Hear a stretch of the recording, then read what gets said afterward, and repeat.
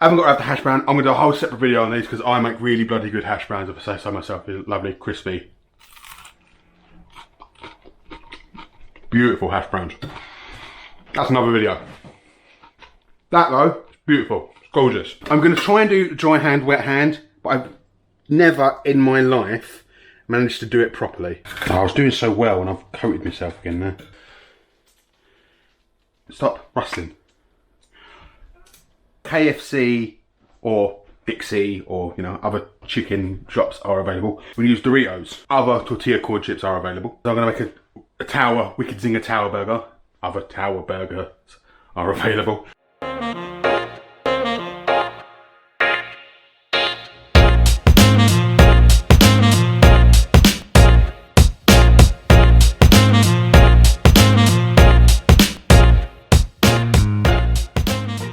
Okie Butcher. Right. Make chicken burger. But we're going to make a KFC or Dixie or, you know, other chicken shops are available. Crunchy, crispy, fried chicken.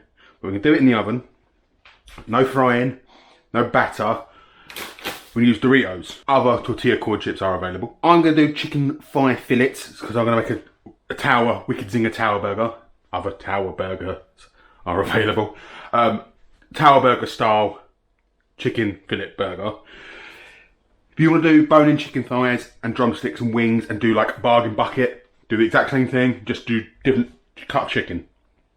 So what we're going to do is we're going to penne the chicken and we're going to coat it in crushed up Doritos. All this is, I'm using chili heat wave Doritos, so that it ends up being kind of a bit spicy.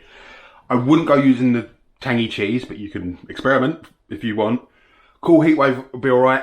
Any tortilla chips work because you want the crunchiness of it. You can mess around with flavours, that's completely up to you.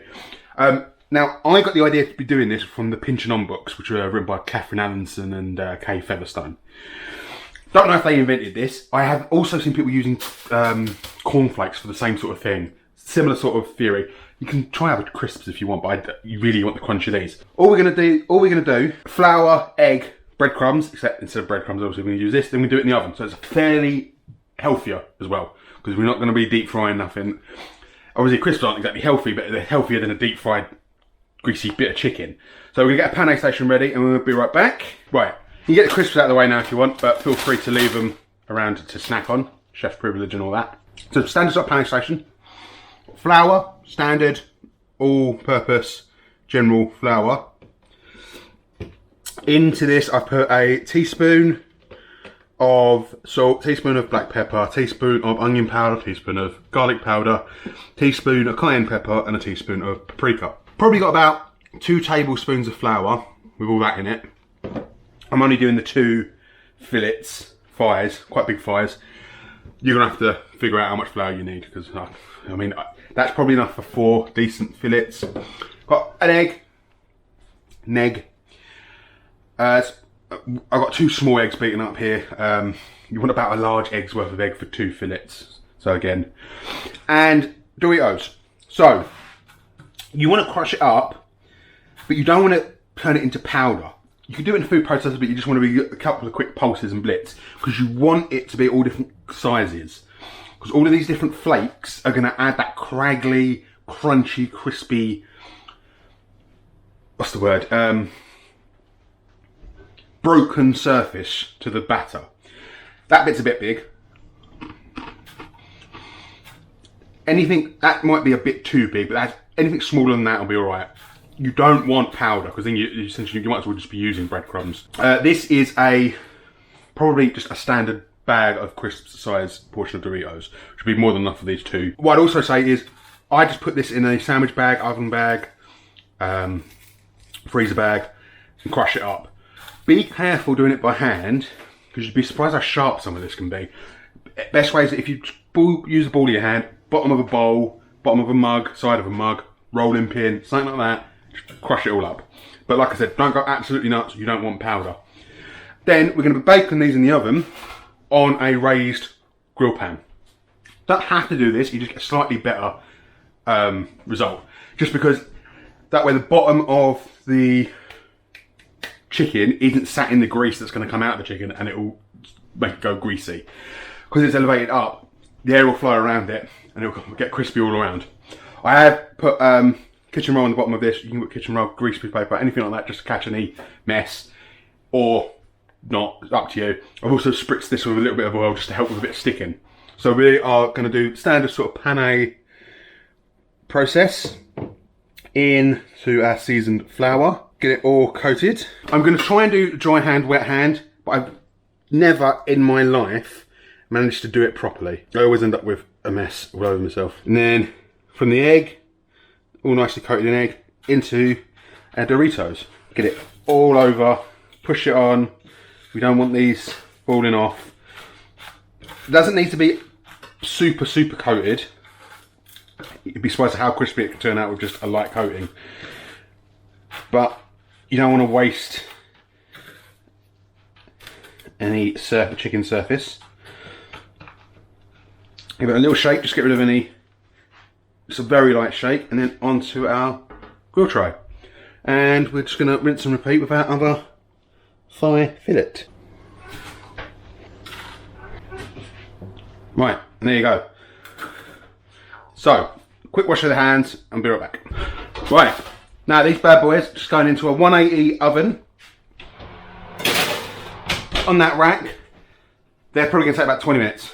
Alright, 180 degrees, cook everything at 180 degrees. We're going to cook those thighs through. Obviously it's chicken, we don't take no risks. But because it's thigh, we haven't got to worry about overcooking it too much.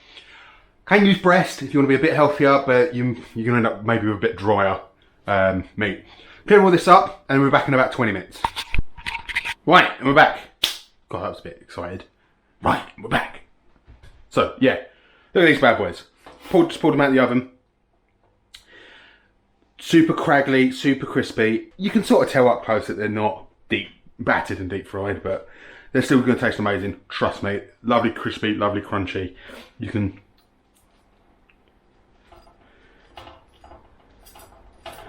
hear how crispy they are. Right. Like I said, I'm going to make Wicked Zinger Tower Burgers with them. Other tower, well, it's just a tower burger is the generic term for when you put hash brown in there, isn't there? These are homemade hash browns. Made these myself. These are also gorgeous as well. These are going to be another video. Obviously, don't need that in there as well. It's just how it goes. So, move a bit of space. Couple of burger buns. How many times have I got to say it? People, toast your buns. I'm going to go on the bottom of that with a bit of mayo. Can't have a chicken burger without mayo, in my opinion. And as much as I like a homemade mayo, in certain scenarios, I actually think cheaper mayo works better in here.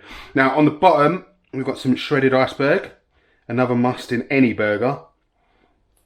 Or pretty much any burger. Can't have a burger without some nice bit of iceberg on the bottom.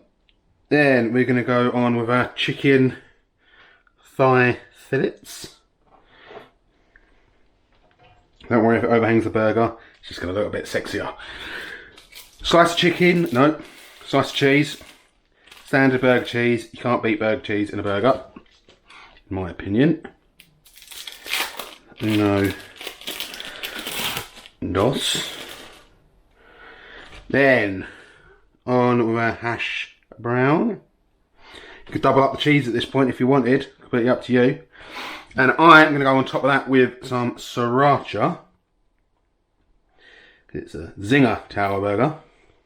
And then on with the lid. And Robert's your mother's brother. 2 fake KFC Zinger Tower Burgers. Like I said, I haven't got to do thigh fillets. You can do drumsticks, thighs, breasts, wings, and just like have just KFC style crispy fried chicken, done in the oven. It's healthier, but at the same time, it's really nice, just nice in its own right. You also haven't got to faff around with a deep fryer. If you've not got a very big kitchen, if you're not very confident using oil, if you don't want to have to just mess around having to get rid of all the oil and do all that sort of stuff, and maybe you haven't got a pot big enough, it's fine. I don't deep fry stuff just because it's too much of a pain in the arse. That took 10, 15 minutes, well, 20 minutes in the oven, 10 minutes of faffing about, getting it done. Half an hour, and it's like, I did 2, but it scales. You can do as much or as little as you want. Bung it all in the oven. Bob's your auntie. I haven't got to have the hash brown. I'm going to do a whole separate video on these because I make really bloody good hash browns, if I say so myself. They're lovely, crispy. Beautiful hash browns. That's another video. That though, it's beautiful. It's gorgeous. I'm not going to say soup. It's not healthy. It's still not healthy. It's a lot healthier than deep fried chicken, I would imagine. But yeah, cool. Right, like, comment, subscribe, all that jazz. Hit the bell. Apparently that helps.